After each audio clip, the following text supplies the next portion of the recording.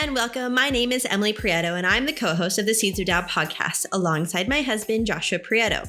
We're also the co-owners of the Seeds of Dow education platform and incubator for regenerative entrepreneurs. If you're new to the podcast, this is a podcast for impact entrepreneurs creating regenerative enterprises. We often get asked what exactly a regenerative enterprise or impact entrepreneur is. So if you're wondering, a regenerative enterprise builds triple bottom line profits through the practice of ethics and principles that lead to a more inclusive, fair, and balanced economy. Impact entrepreneurs, or regenpreneurs, as we sometimes like to call them, are those willing and able to take on the financial and personal risks of starting and building regenerative enterprises. You'll get to know exactly what all that means as you join us for this and future episodes, but know that we welcome everyone to join us as we work to build regenerative economies together. That's exactly why we are here doing what we do at Seeds of Dow. Our mission is to help establish regenerative economies in every bioregion by serving individual regenpreneurs like yourself. In this podcast, you'll hear the startup stories in all their glory from impact entrepreneurs all over the globe. You'll learn and grow the skills of building a regenerative enterprise from your peers, mentors, and leaders. Finally, we'll get to know each other as you engage in the podcast and join the wonderful Regenerative Business Economies Network, aka RegenBen, an open community where peers, colleagues, funders, allies, and supporters of regenpreneurs come together to build and the regenerative economies of the future. Join us every month for a wonderful episode as we collectively move beyond sustainability and into our regenerative future. It all starts now.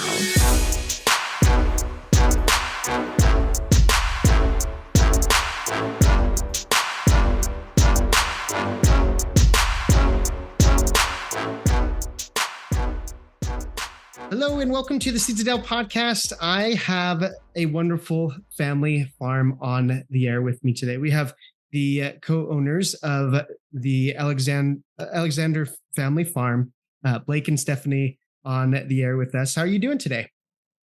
Doing great. Thanks. Great. Thanks.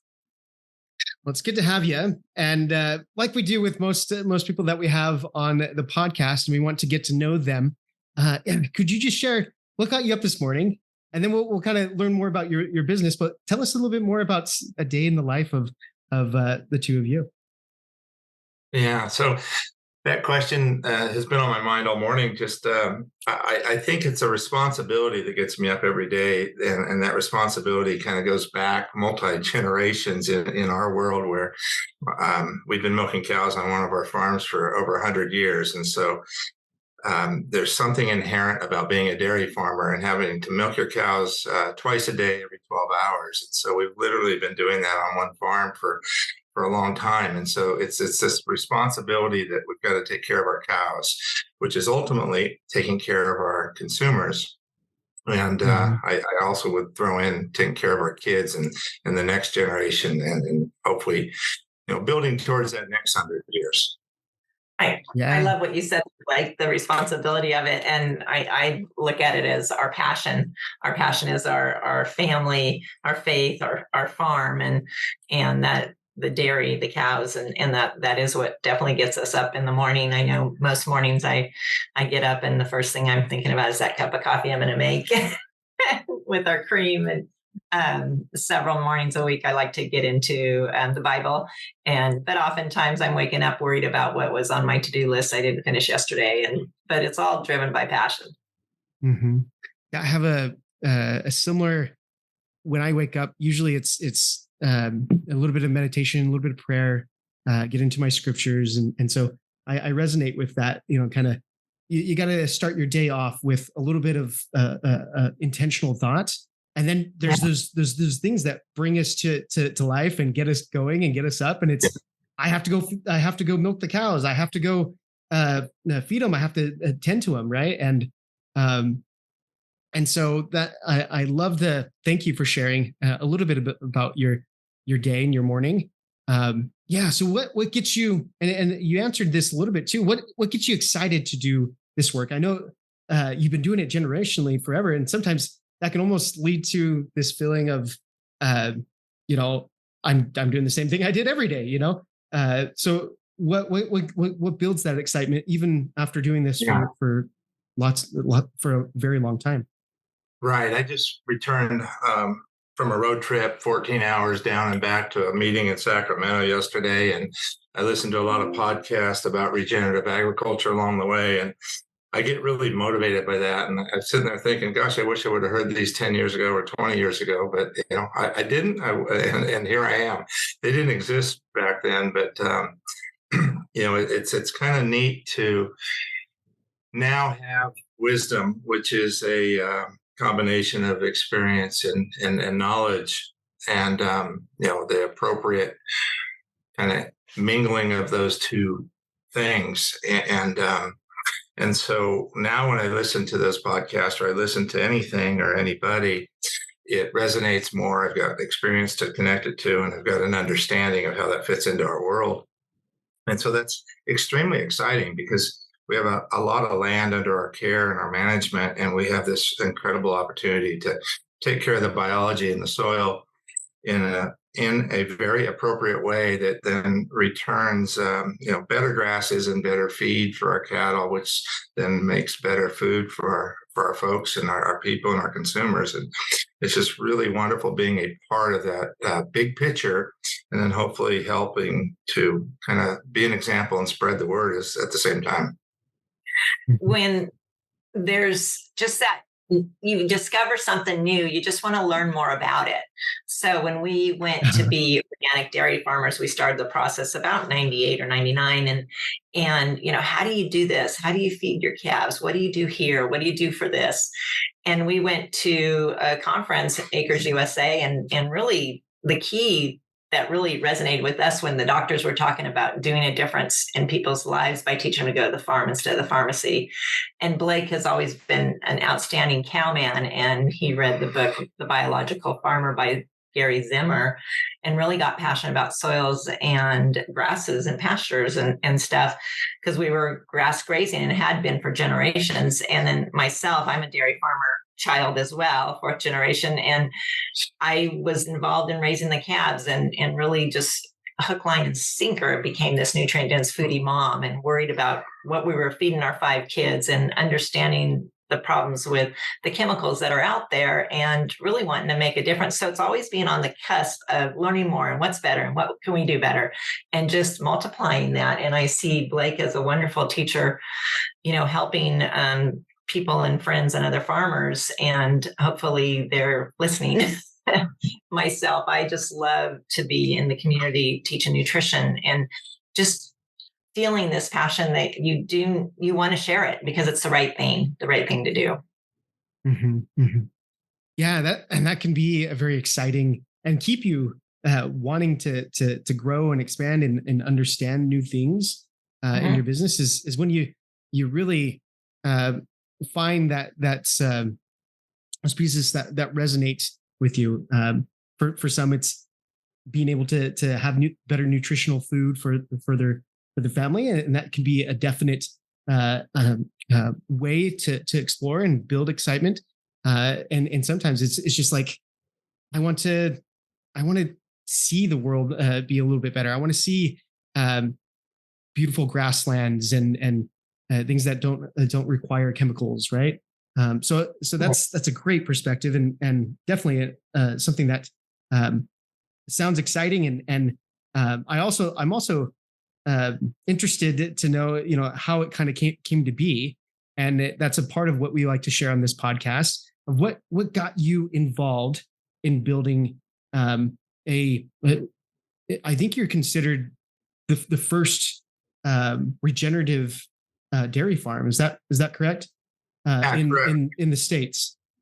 Yeah. And so how did it come to be, essentially? Yeah. Share with us. I think, it's not because we set out to be certified regenerative. It's because, through the evolution of farming and the multiple generations and literally just paying attention, you learn. And so what we're trying to do here when we started going organic about 25 years ago or so is just clearly understanding that we want to, farm in harmony with Mother Nature or with the system that God's given us. And we soon learned about the biology and understanding all that living stuff and the massive volume of livestock that are under our feet is truly what we're farming. And as stewards of the land, that's what farmers need to know and need to understand.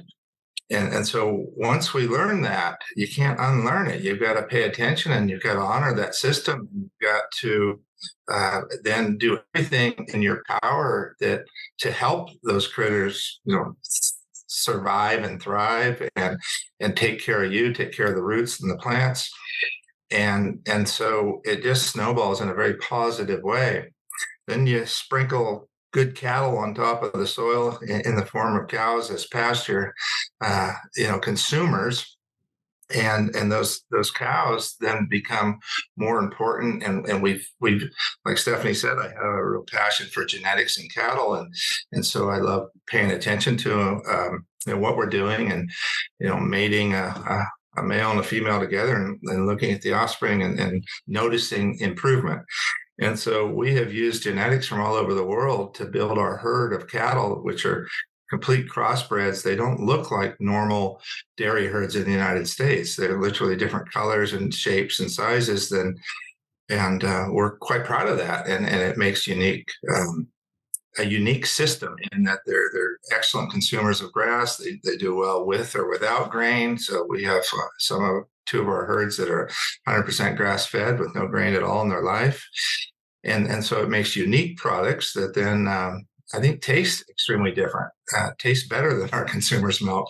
And it's just really fun to be part of that process and to watch the consumers, demand continue to go up and kind of that vote of confidence.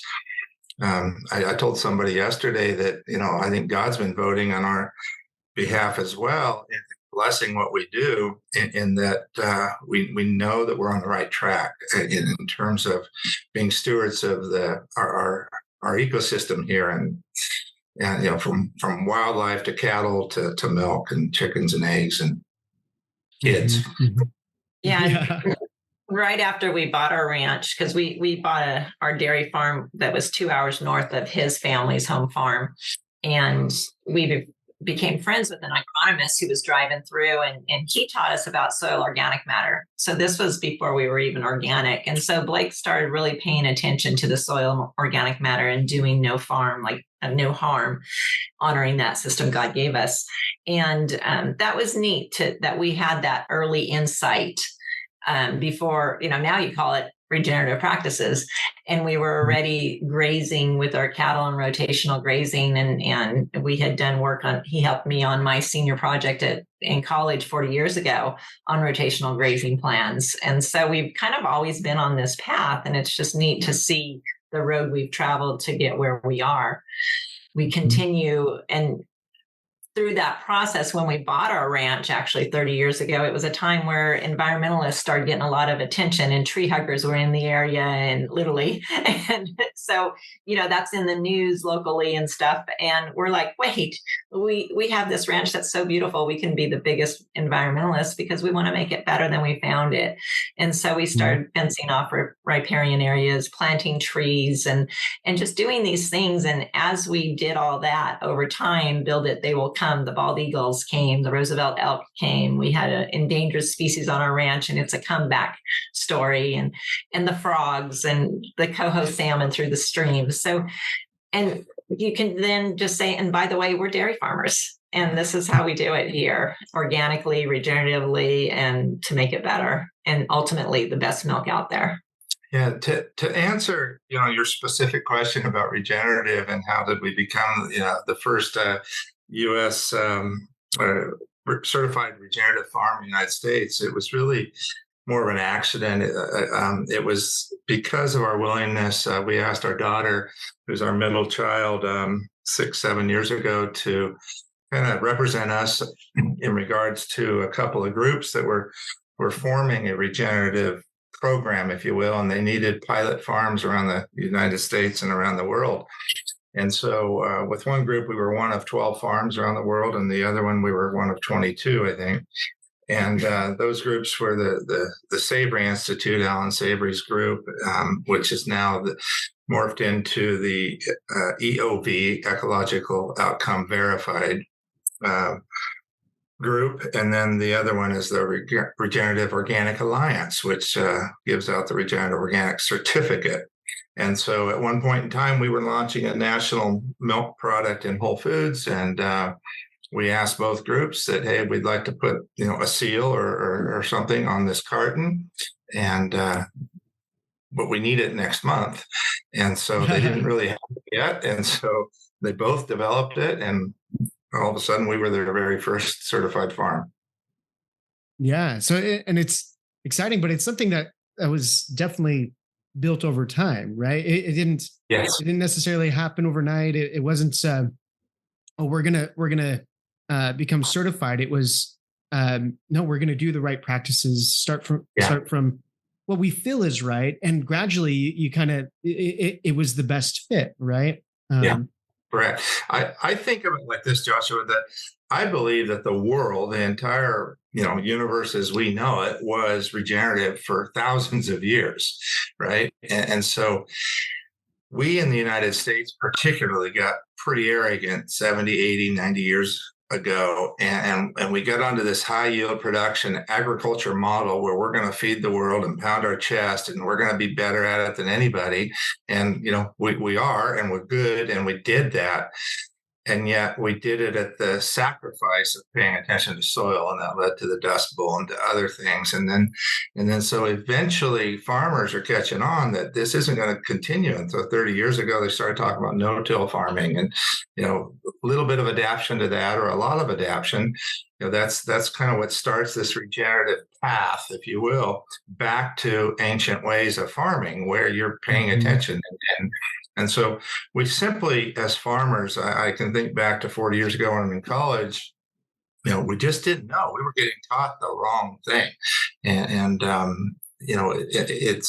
we had to unlearn a lot of what we thought we were good at and kind of relook at ancient ways and old systems. And with a new understanding, we now clearly understand bacteria and fungi and mycorrhiza a lot better than we ever did. Yeah, definitely.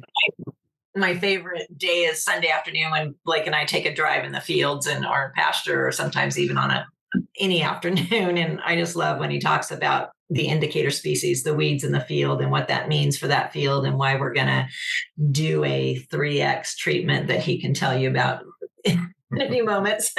What changes he wants to see in that certain pasture or paddock or something. And the knowledge he has through growing up on a grazing dairy, and also just what he learns over time. I love hearing him talk about that. Yeah. If that's with you, Joshua, that might be the next question. You go ahead and reword. No, I think that's perfect. So, tell us more about some of the pieces that you've kind of uncovered as over the years that have led to the certain way that you go about your daily and yearly routines of having a dairy farm that's regenerative. Okay. Yeah. Again, I'm going to reiterate that it all started 31 years ago with John Schneider saying you got to build organic matter, and then me understanding what organic matter was. And eventually we learned that organic matter in its final form is kind of humus, humates, and carbon sequestered. And, it was another 15 years before we learned that we were really sequestering carbon. We didn't get that. We knew that organic matter turns black and dark. And so that starts to make sense. That should have been our first clue. But so as you're doing those principles and practices on a daily basis and teaching your employees and watching cows graze grass and growing grass taller so that the roots go deeper, because whatever vegetation you have above the ground, you have some equal mass generally underneath the ground. And so 40, 50 years ago, we used to graze cattle and let the grass get about 6 inches tall and eat it down. And it was a really short pulsing of the ground. Now our grasses are 20 to 30 inches tall sometimes, and we're putting milk cows out there. And so those roots are much deeper and different. And, we're probably more willing to sacrifice a little bit of grass and let the cows trample it in so that we can feed the critters that also live in the soil. And so that just builds soil and builds organic matter at a super fast pace. Just right out behind the house here, 30 years ago, this ground was about 2 to 3% organic matter, and now it's 12 to 15%. And so what we're doing is working, and it's probably easier to do it in our environment where we're growing permanent pastures and grasses and grazing cattle. We harvest a little bit, but not a lot, only in the spring, summer excess production. And so, it's very conducive to building soil and having permanent pastures that do really well. Yeah. So you're saying some of the actual, you're giving us some data there of the change as well. And I think out of necessity, a lot of people that get into regenerative gardening and even, large scale and even small scale farming regeneratively, we tend to start to pick up the data side of things, because it's really needed to be able to understand and compare what's actually happening. So tell us a little bit, kind of that process that you've developed. Is it something that's is unique to what you've seen on the land, or how have you come to understand what metrics are best for you? Yeah, I think our methods and systems would work anywhere, whether it's in a pot on your kitchen table or your garden in outside the house, or your 10,000 acre ranch. I think it's important to say that we don't have a budget to work on, and we certainly don't have a unlimited budget. We have zero. And so we're scrappy all the time. And so we are making a lot of compost on an annual basis every year. And the way we're accomplishing that is through a lot of really good relationships with other kind of suppliers, if you will. So there's a lumber mill north of us in Oregon, just about 20 miles away, where they're cutting logs and they've got sawdust and shavings as a byproduct. They normally sell that. We used to buy it from them 30 years ago, and then we started doing them favors, and now they give it to us, and they give it to us in massive bulk. And so we get at least 200 truckloads a year of huge truckloads, 100-yard truckloads. And so we get that for free. And so that's now a base for our bedding for young calves, as well as our maternity barn. And then we add our composted manure solids to it that have come out of our manure separator. So when the cows are in the buildings getting milk, we're using that manure. And then at the same time, we've got a relationship with quite a few different fisheries, because we're here on the coast. And so 3 counties up, north and south of us are bringing us fish waste. And some of those are actually paying us to take it, because they were hauling it to landfills a lot further away. And so now they're closer, and yet we have to deal with it. It's kind of stinky. And so we have to deal with it on the days that it comes in, and it's just randomly coming in 2 or 3 days a week all year long. And during seasons, there's more. I've seen 3 truckloads of shrimp shell come in one day. And we get crab shell during like December, January, February. And so different fish carcasses all the time. And so, again, I'm just highlighting that we're a dumping site for free compost ingredients. And then we work that with our front end loaders and different equipment, and we've gotten good at that. And so Stephanie had mentioned our 3X treatment earlier.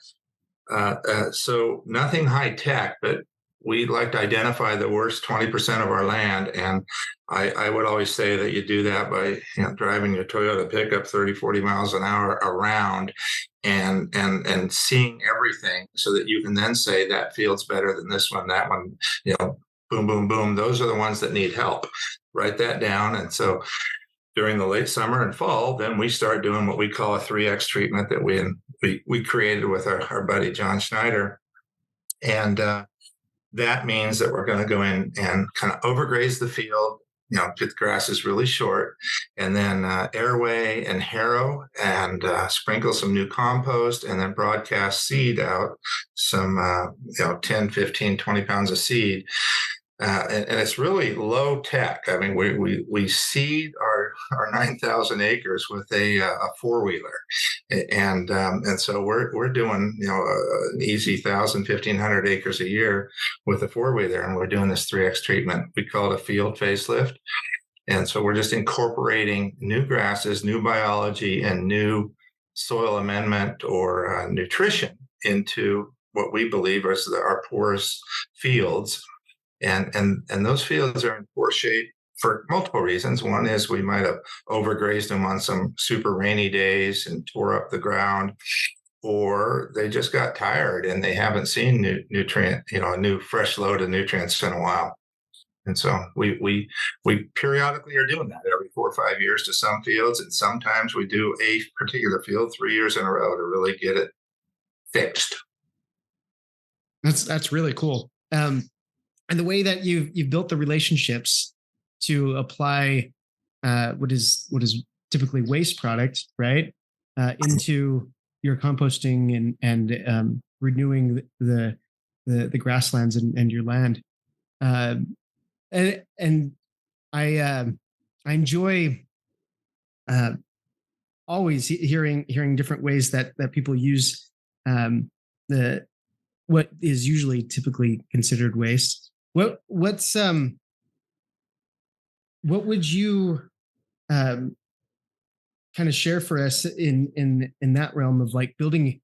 A lot of times it's trying to see different relationships, but sometimes it's just you pop into those. But would you be able to share with us, just kind of helping us to understand those relationships, both with people, and then those relationships with the land and with nature, to be able to kind of recognize ways that you can improve land? Sure. Yeah, I think it starts with honesty and integrity. And, you can't have a relationship without that. If you do, it's a bad relationship and it won't last. Mm-hmm. And so I'm thinking we get truckloads of whey every day as well that go into our liquid pond and goes in with our manure waters that that we aerate and circulate and then sprinkle that out on the fields as well. I tend to even forget about that. That relationship started a long time ago, and it was early in our career here at this farm, and we were paying the creamery $10,000 a month to bring us that way. And I remember going to the owner one day and saying, I just can't afford this anymore. This, I really like getting the whey. We're feeding some to our cows. The rest is going in our lagoon. And, but, I'm uncomfortable paying for it, and I can't continue. And so, I'm just here to tell you that we're not going to do this anymore. And he looks at me in the eye and he goes, Blake, that's not a problem. I'm just glad you're telling me it's because you can't afford it, not because it's not worth it. Mm-hmm. And I'll just give it to you. And literally, that was probably 28, 30 years ago, and we're getting it now every day. We don't feed it to the cows. Yeah. But well, we do if we could, but yeah. But anyhow, I think that's a perfect example of it's about relationship and integrity and honesty, right? If I would have went there and said, hey, your whey's not worth 10 grand a month, it's worth 3 or 2, right? Where would that have got me? Well, I'd be paying money, and yet, he needed to get rid of it, and we became a easier outlet than his other options.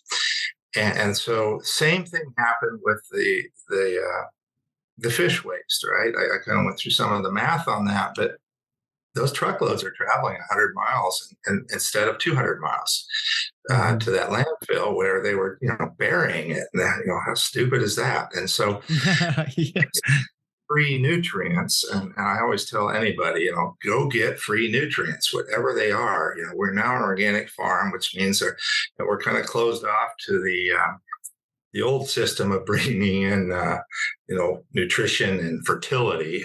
And so we have to think outside the box. And so that's how that relationship worked with the fisheries. And then, one fishery tells the other one. And so now we're getting, different sources coming in here, and they're paying us to dump it. We took it for free for quite a few years.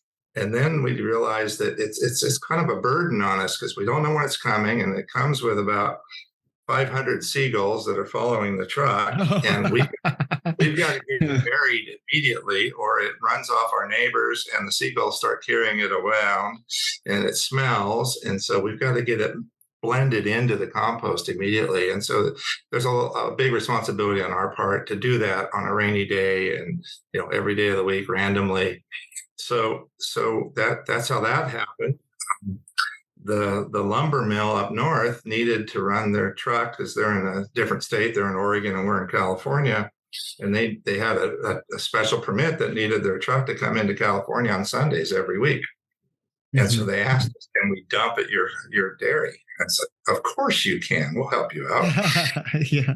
So, yeah, it's things like that. And what really started it is their markets fell apart one year. And they needed a spot to dump all of their sawdust and shavings for a couple of week period. And so they called me and said, we're going to bring you about 50 loads. And anyhow, it went on for 2 or 3 or 4 weeks. And we were 200 or 300 loads in. And I'm like, I don't want to call and complain, but I have no idea where we're going to stuff this stuff. It takes up a lot of volume. And we're putting it outside and putting it where we can. And so anyhow, so that was us doing them a huge favor and not complaining. And it's literally paid dividends, year after year since then. That's perfect. And it's really, sometimes you just can't say no, or right. You just got to figure out a way. Right. Yeah. So I think that my advice to your listener would be always start with, yes, we can do that. And then figure out a way to make it work for both sides. I'm not saying you got to be greedy, but figure out to make it work so it's win-win. Mm-hmm, mm-hmm. So it'll take some ingenuity, or can't even say that word. But it'll take some thought and process to kind of figure out how you could use that much waste product, right? And then so you say, yes, I can figure it out. Let's try and figure that out. And then you make it happen. So I think that's true for many entrepreneurs and especially for those that are creating regenerative systems. We got to use what we're given in the area. So it can be a little definitely scrappy to kind of pull those types of pieces off. And thanks for sharing that kind of process. I think it's super helpful for those that are trying to find ways to be more to produce no waste, to make sure these systems are regenerative. So I'd like to kind of dive a little bit into the family aspect of this as well, because I know it's a big part. You say Alexandre Family Farm. It is a family farm, and some of the story behind that as well. I'm sure there's a great life that has been afforded to your children as they've been able to see this type of progress, and so just if you can and share with us kind of the journey that it's been bringing your family up on this farm and sharing this aspect of this journey of building a regenerative farm with your family. We have 5 kids. They're all adults now. They were all born in the 90s, 90 to 99. And they actually went to the college we attended, Cal Poly San Luis Obispo, different ag majors. And we always said, oh, don't go to Cal Poly. We did that. You guys do something different. But we don't live in a ag community. And when they started meeting 4-H and FFA kids from other areas, they really craved an ag community. And a lot of their friends were going to Cal Poly. And we're so excited they did. It was a wise choice. And they have friends all throughout California that are in agriculture. And so anyway, back to our home growing up, we live, and we still live in the house we raised our kids in, right across the street where the baby calves are raised, right by the milk barn. And as our daughter Vanessa, who's now our dairy manager, would say, it was pivotal that we raised them right here, right in the heart of it. So mom and dad were always home, always somewhere on the farm, and they were always a part of it. People would say that, make a comment about Blake having two little boys with him at times in the pickup truck, because our two oldest boys were 13 months apart, and he had his kids for raising them, and he loved having them with him on the farm.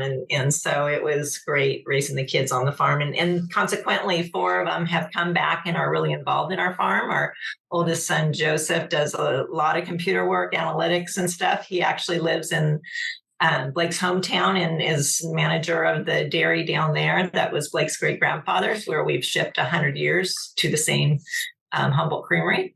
And Christian, our second son, he has 3 little kids, and actually Joseph and his wife Alexa have a baby, and then Christian and his wife Callie, they have 3 little kids, and Christian runs all of our trucking logistics and our harvesting the feed and helps out in the shop, mechanic stuff. And then Vanessa and her husband, they have a little baby girl, and they also, she's, as I said, is our dairy manager. Our son Dalton's home, and he helps out where he can, and people grab him to where needed. And our youngest daughter, Savannah, she works in the California area. She just was in Texas and has moved back to California. And so we'd love to have her back someday too. But it's fun. We have 5 grandkids now, 4 and under. So very exciting, the little young ones involved. We're going to take just a moment for a brief promotional break to tell you about a masterclass that we have coming up on November 21st. And guess who it's with? It's with Alexandre Family Farm. Blake and Stephanie have been able to share their wonderful story with us here today, and I hope you're enjoying it. And it's getting more into the kind of personal dynamic of what it is to create this farm that they've created. And that's really what we wanted to share. But at the same time, we understand and know that there's just a tremendous amount of value of knowledge and wisdom that Blake and Stephanie have gained over their lifelong career in this farm that they've built, a regenerative dairy farm, that we wanted to share with the regenerative entrepreneurs out there. And so, coming in November 21st at 9 a.m. Pacific time, 12 p.m. Eastern time, please come join us. Register. The link is going to be in the show notes and in the description. So go ahead and check it out, register, and join us for a live masterclass where Blake and Stephanie will be giving some information on what it is to run the farm, things that they've learned, and give you some great wisdom drops there. But also, you get to pick their mind and talk to them and ask them questions about what it takes to build a farm if you're just getting started, or what it is to get into the marketing of a regenerative food brand, a regenerative dairy brand that they've created, and the journey that they've taken on that. And you know, your imagination and the questions that you come to the table with are limitless, and we are giving that time for you to really pick their brain and for them to be able to share that knowledge with you. So come join us. It is again on November 21st at 9 a.m. Pacific time, 12 p.m. Eastern time. And to register, just go to our website or go into the description or show notes, and there will be a link to our website for registration there. All right, let's get back to the episode. I think that's fun to see, and I think obviously our kids, we have for ourselves, our kids growing up, we don't know what's going to happen and what path they're going to take, but we can be guides to helping them to explore different facets of their skills and their interests and whatnot. And so as you were creating this, I know it was your guys' passion, and it sounds like it also became the family's passion in a lot of ways. How would you maybe how did you navigate just being able to foster their own creativity, their own lives, but also foster some of the important values that and principles that you can learn from being on a farm like yours? Yeah, I think the question gets to kind of for me, the core was, like Stephanie said, in the late 90s there, when we've got 5 little kids in the car and we're driving home from a dairy tour up in Northern Oregon. So we were in Tillamook County and coming home, and literally, kids are all sleeping and we're talking, what's in our future here. We just visited some farms that have had a better milk price than the rest of us for a lot of years. And yet they were all wanting to sell out and get out, and they were tired and they weren't motivated. Their kids weren't motivated, and kind of made us think. So as we drive home to our farm, 300 miles away, we're thinking that through. And I think a big reason that we went organic was kind of chasing the niche market for money, for one, but really just looking how to be different and not compete in this large scale conventional U.S. agricultural model. We were looking for something different that would be new and exciting enough so that when our kids grew up, met their spouse, made a career decision, that we were a viable option. And we didn't spell that out to the kids. We just lived it every single day. And, it's cool that, the first 4 have all come home. And I don't think it's a sacrifice for them to come home. Generally, right? We don't pay as well as other careers would, but I think the upside is much, much higher and deeper. And so, I think that, the building it and they will come concept, it works in 2 ways. And I want to say with kids and employees. And we have the same attitude with our employees that we have with our kids and our children. And in fact, they all grow up together is how we look at it, because we literally live here on the farms. And it's important that, employees also feel bought in and rewarded financially, but mentally and emotionally, and they're part of the process. There's certainly times when we can do that better, when we have cash to do it, but most of the time we don't, because we keep growing and spending money on creating a brand for the last 6-7 years. And so that's put a lot of financial stress on the system. And we share that stress with our kids and our employees and our vendors and everybody.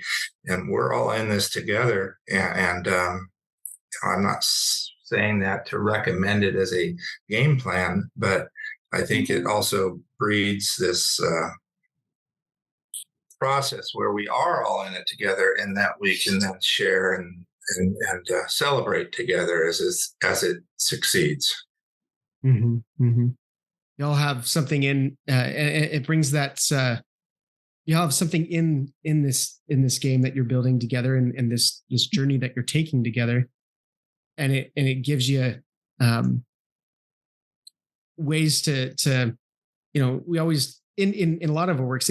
Yes, pay is a part of that, but it's the feelings that we get. It's what we get out of the work, and that really drives us at the end of the day to continue doing what we're doing, or else we're just going to move on to whatever pays good, right? And I know you've got a lot of entrepreneurial spirited people listening, and I just want to be extremely clear that we are not doing what we do for the money. We are not building a brand so that we could sell it. We're building a brand because it looked like it was the only way to get a premium out of the fact that we were making this organic A2 unique milk and dairy product that no other marketer would bother to add to their shelves. And so we just got tired of hitting our heads against the wall and decided to, what the heck, let's go do it ourselves. We developed an egg brand with the kids once. We can do this. And so again, we're doing it to bring value to the farm for all those reasons about building, kids and cattle and employees. And I think that God rewards us for that. And, it certainly doesn't come easy. We have absolutely had to fight through a lot of battles. Uh-huh. I get choked up. I think it's perfect. Like it really is. It's something that for me has been something that I've strived to have. I have a large family considered to most people around me, right? And Yep. to want to be so deeply involved in their life, but also for us just to be together and involved in and working and feeling fulfilled in our relationships together, right? Right. And that takes time, that takes effort, that takes sacrifice, that takes so many different things, right? But when you see it and you see it happening, it's not pretty by any means. It's always kind of all over the place and crazy. But when you see other families trying to accomplish that themselves, and not just do it for their own, but for those around them as well, because it becomes a bigger piece when you're trying to create a family like that. You're trying to create a community. You're trying to create because their family, their kid, your kids' friends, and everybody, it becomes this something else. And Right. I don't have a delineation between what's work at this point and what is family and vice versa. Yeah. And I feel that's saying it's life. Yeah. It's what we do It is. to enjoy and to strive and to be better. Yeah. It is. Yeah, that is life. And where we live, it's the poorest county in California. So as Blake said, we're not doing what we're doing for the money. It's doing it because it's the right thing. We want to be a light in our community. We want to provide great jobs for our employees and just really be out there getting the best milk in the marketplace. Like Blake said, we tried to get our creameries that we sold our milk to do an A2 organic brand, and they're like, nah, and so we went ahead and did it ourselves. And a lot of our friends have seen us, really struggle through this process. It's been, I'm the controller, so I deal with we both together deal with the hard issues, and it's been difficult, but I've been asked several times, would you do it again? And my answer is yes, because it's the right thing. It's the right thing to do. I mean, we're doing things and getting noticed about a better food, about a better way of farming, about how nutrition could be. And we're checking the boxes to bring people back to dairy, whatever reason they left for. We're doing it uniquely, whether it's the A2 digestibility, the environmental impact we're having, the soil story we're doing, the community we're involved in, all these things. We're about rural revival.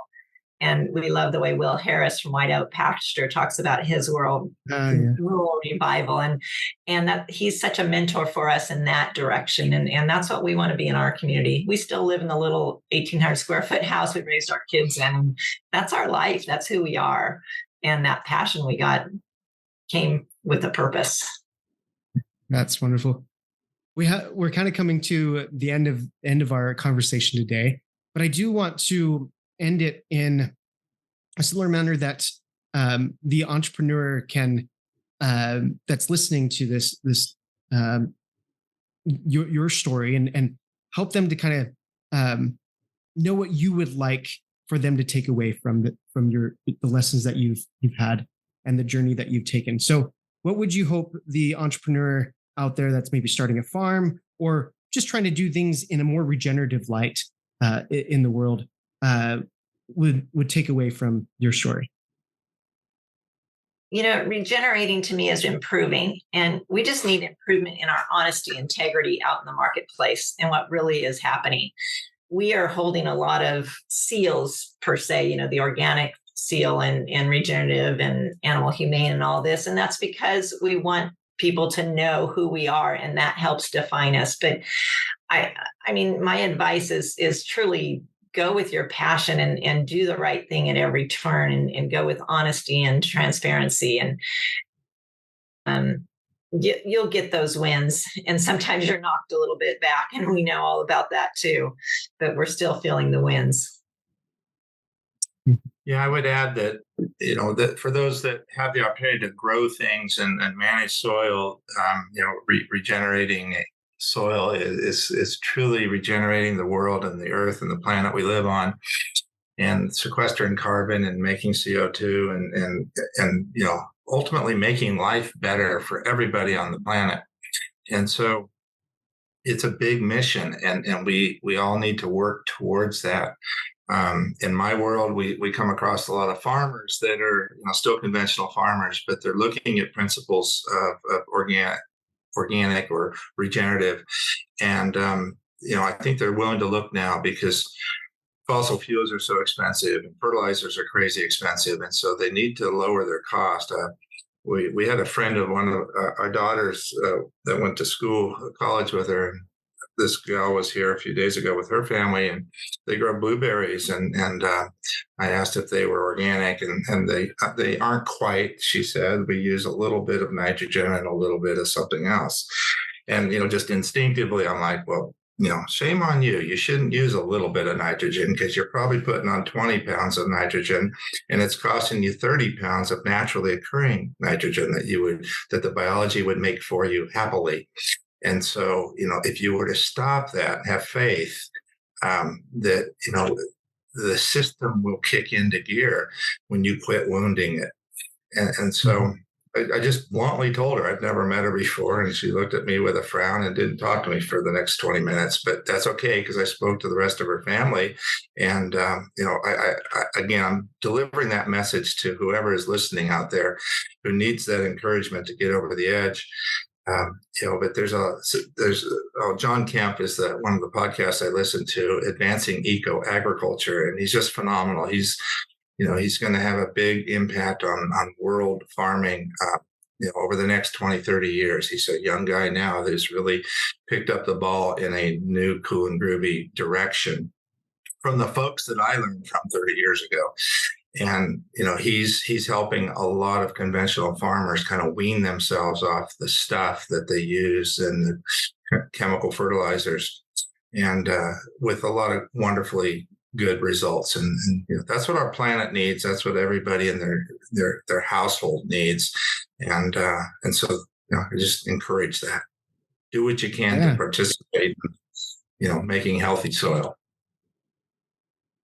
Thank you for delivering that message. And I think we could definitely take those lessons as well as many more from the story that you've shared with us today. We want to continue learning it and growing from your story. And so what are some of the ways that we can follow what you're doing on the farm? Maybe how we can partake in some of the wonderful products that you're delivering, and how can we stay in touch? Yeah, I only know of one way to follow. You get in your car and drive here, but I think Stephanie's got some other alternative systems that I'm fully unaware of. We have a website, alexandrefamilyfarm.com. And then also we're on Instagram and Facebook, also Alexandre Family Farm. And on our website, there's a store locator. We are nationwide with several of our products, our cartoned milk, as well as kefir and yogurts. And so that's been very exciting to take that nationwide. And we love comments from customers. We get a lot of people who can't do dairy and they can drink our dairy, and that's the A2 digestible protein in our milk. And so we love to hear from people. And of course, you're welcome to our farm. Yeah, and come visit us here in Crescent City, California. We get gobs of visitors every day, every week from around the country and around the world, and it's a lot of fun. And so we encourage that. We do tours or self-guided tours, or just stop in and say hello. Wonderful. And so we'll share all that information on the show notes of this podcast, and so you can head over to our website to check that out, or in the description of the podcast, wherever you're listening today. Thanks again for joining us. It was really great to hear from both of you, Blake and Stephanie. And hopefully you listeners out there take them up on the offer and take a visit. I want to. I definitely do. If I'm in California, definitely want to come visit. Yep, we're right on the Oregon border, right on the ocean. So very cool season. Yeah. Thank you, Joshua. Thank you for what you're doing. Thanks. All right. Bye for now. Bye-bye. Thanks for joining us today. We hope you enjoyed the podcast. It really is a blessing and a pleasure to bring each episode to you. So what'd you think? If you enjoyed this podcast, please leave us a review or follow us on the podcast platform of your choice. Each review really does help us to further the reach of this podcast and move our mission forward to build regenerative economies in every bioregion. If you have a suggestion or feedback for us, please let us know in the open and free Regenerative Business Economies Network, known as RegenBen, which is linked in the description and in the show notes of this episode. RegenBen also has an awesome community request form that allows you to suggest guests, register to be a guest on the podcast, and share your own regenerative entrepreneur startup story, or any other suggestion you may have for the community. Without your feedback and requests, this podcast and community wouldn't be what it is, so please let us know. Now, this may be bye for now, but remember, it doesn't end here. It has only just begun. The regenerative economies of the future start now with you.